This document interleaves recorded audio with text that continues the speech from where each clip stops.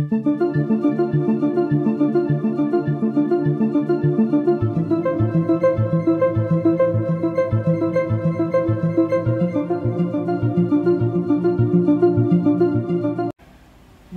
hal-hal yang bukan uang, tapi bisa mendatangkan uang, gitu ya.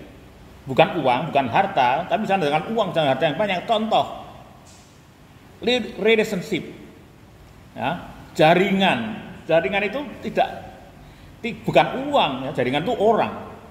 Tapi kalau Anda punya jaringan yang bagus, ya, maka jaringan itu bisa bernilai uang kalau Anda ya mendapat keberuntungan atau mendapatkan seorang partner atau mendapatkan bisnis yang baik.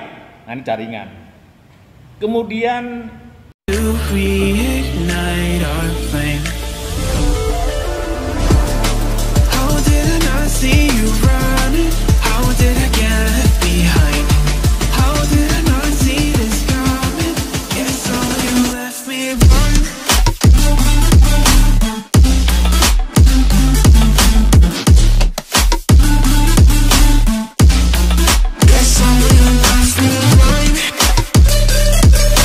Assalamualaikum warahmatullahi wabarakatuh. Hai guys, ketemu lagi dengan saya, Trainer Anwar Faisal. Jika kalian ingin tahu kurikulum vitae saya atau ingin mendownload buku-buku bestseller saya di Gramedia, silahkan cari di bio saya di bawah ini. Di sana sudah tersedia link-linknya. Kali ini kita sudah masuk kepada filsafat praktis yang keempat. Peluang di depan mata dibuang. Sekali lagi, peluang di depan mata dibuang. Tapi bagi kalian yang belum subscribe, tolong kalian like dan subscribe dulu, supaya nanti untuk topik-topik berikutnya kalian mendapatkan pemberitahuan dari saya. Oke, terima kasih kalian sudah mensubscribe channel YouTube saya. Jika dalam situasi sulit seperti saat ini, kalian merasa tidak melihat peluang, ya, dalam keadaan yang sangat berat, ya, tantangan sangat berat, kalian tidak melihat peluang, tidak ada jalan keluar, atau merasa sudah mengalami kebuntuan, jangan buru-buru salahkan keadaan. Ya, sebenarnya peluang itu sudah ada, ya, peluang itu sudah ada sebenarnya. Cuman kalian butuh kejelian. Nah, di sini saya akan berikan kiat-kiat, ya, trik pada kalian bagaimana supaya kalian punya kejelian, ya, supaya peluang tadi tidak kalian sia-siakan, tidak dibuang. Jadi sebenarnya tiap hari peluang itu lewat di depan mata kita. Jadi kalau kita mempunyai kemampuan sensorik, ya, untuk menangkap peluang itu, maka akan bisa kita manfaatkan. Yang pertama, jadi coba kalian introspeksi, gitu ya. Apakah benar yang membuat kita tidak bisa melihat peluang itu adalah mungkin mata batin kita ini yang buram. Jadi bukan peluangnya tidak ada, tapi mata batin kita ini buram. Ini satu ilustrasi begini. Ini contoh saja. Ada seseorang mau menjual mobil. Dia menawarkan mobilnya itu lewat marketplace, ya.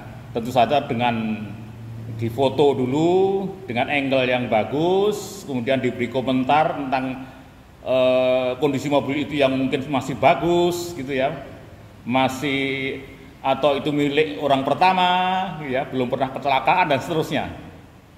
Maka dalam tempo beberapa menit atau beberapa jam pasti akan ada yang merespon, ya, pasti telepon akan berdering, gitu ya, dan 1-2 kemudian ada yang ya mulai menanyakan harganya dan seterusnya, ya, menanyakan lebih detail lagi, dan kemudian dari sekian banyak orang yang berminat itu kemudian mengatakan pada Anda akan melihat mobilnya, maka Anda pun dengan bergirang hati Anda berikan share log supaya orang itu nanti datang ke rumah. Nah, setelah si calon pembeli ini dapatkan alamat dan lokasi rumah Anda, maka dia pasti akan segera menuju ke tempat Anda, gitu ya. Dan Anda pun dengan tidak sabar menunggu kedatangan tamu yang sangat diharapkan tadi itu.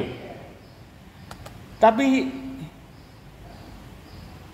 ternyata kalian tunggu berapa menit, berapa jam, akhirnya tidak melihat. Ya, kalian tidak melihat ada orang datang. Jadi Anda sekali nengok ke jendela, ya, ke depan rumah, kok tidak ada yang orang datang, mana orang tadi itu? Terus kemudian tentu kalian akan mencoba menelpon, Pak, bagaimana, jadi nggak mau lihat mobilnya? Nah, orang itu belum jawab, Pak, saya sudah berulang kali lewat depan mata Bapak, di depan rumah Bapak. Yang sebelah mana rumahnya? Loh, masa? Iya. Bapak naik apa? Saya naik motor, Pak. Saya naik motor karena mobil saya sudah saya jual, saya mau beli punya Bapak. Nah, teman sekalian, mungkin tadi ketika calon pembeli Anda tadi lewat depan rumah Anda, karena Anda buram, Anda melihat bahwa itu tadi ada orang mondar-mandir pakai motor, mana mungkin orang pakai motor butut begitu mau beli mobil. Nah, berarti ini ternyata justru orang pakai motor butut tadi justru adalah memang calon pembeli yang potensial. Ini sering kali terjadi, guys. Banyak sekali, banyak di showroom ataupun di manapun, banyak orang-orang yang potensial, orang-orang kaya itu ketika mau beli dia penampilannya tidak meyakinkan. Jadi kalau kita hanya melihat penampilan saja, maka Anda akan terkecoh dan Anda pun gagal untuk menjual. Maka hati-hati, guys, ya. Buka sanubari kita, buka mata batin kita, jangan melihat orang dari segi penampilan, ya. Oke, ini yang pertama. Nah, sekarang yang kedua, kiat untuk supaya sensoring kita pada peluang ini kuat, ya, supaya menyala. Kiat yang kedua adalah jangan berorientasi pada bungkus, ya. Ya, yang kedua, ya. Kalau yang pertama kan salah persepsi pada orang. Sekarang yang kedua adalah jangan berorientasi pada bungkus. Ini ada ilustrasinya juga. Ada seseorang menawarkan pisang, ya. Ada seorang siapalah begitu, ya. Menawarkan pisang pada Anda. Tapi pisang itu sudah dikupas, ya. Jadi sudah terbuka. Diberikan pada Anda. Anda kan pasti menolak, ya. Masa saya suruh makan pisang yang sudah terkelupas dan tinggal buahnya, jangan-jangan nanti tangan dia kotor lagi, kan begitu. Nah, maka kita kemudian menolak. Padahal sebenarnya yang kita butuhkan kulitnya atau pisangnya? Yang kita butuhkan adalah pisangnya. Tetapi kenapa kita menolak pisangnya kalau nggak ada kulitnya? Nah, ini pembelajaran yang bisa diambil adalah seringkali kita menolak peluang karena kita tidak suka dengan kemasannya. Kita menolak kerjasama karena kita ngelihat kantornya tidak bonafit, ya. Atau kita menolak diajak kerjasama karena orangnya penampilannya tadi, ya, kembali pada penampilan tadi, tidak meyakinkan, atau karena orang itu tidak pandai berbicara, kata-katanya tidak meyakinkan, tidak persuasif. Padahal kalau penipu itu malah juga kata-katanya persuasif. Nah, ini karena kita berorientasi kepada bungkus. Nah, kalau kita berorientasi pada bungkus, maka Anda pun juga akan tertutup dari peluang. Jadi wadah yang kelihatan bagus belum tentu isinya bermanfaat. Tapi tentu saja kalau Anda ingin menjual, ini kalau ada sisi penjual, ya, itu kalau Anda punya barang yang bermanfaat, yang bagus, itu coba kemasannya juga harus dikelola, dimanage supaya menarik, ya. Tapi kalau ada orang menawarkan peluang atau menawarkan barang tapi kemasannya tidak menarik, belum tentu barangnya itu kualitasnya tidak baik, ya.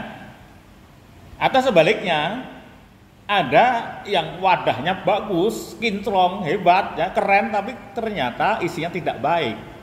Ada juga seperti itu. Nanti kalau Anda sebagai penjual jangan sampai terjadi. Tapi kalau Anda pembeli harus waspada dengan kemasan, ya. Tapi kalau peluang, Anda jangan terlalu berorientasi kepada kemasannya, ya. Anda uji dulu isinya, ya. Anda kalau itu orang misalnya, udah ajaklah wawancara, tanyailah apa peluang yang ditawarkan itu, Anda uji, ya. Jadi jangan buru-buru. Tapi sebaliknya juga jangan terkecoh dengan kemasannya. Ada sekarang ini banyak peluang-peluang yang ngaco gitu, ya. Nah, terutama sekarang ini banyak orang terjebak dengan peluang-peluang bisnis finance itu, nah itu biasanya wah luar biasa itu marketingnya. Kalau itu hati-hati ya. Oke, ini yang kedua.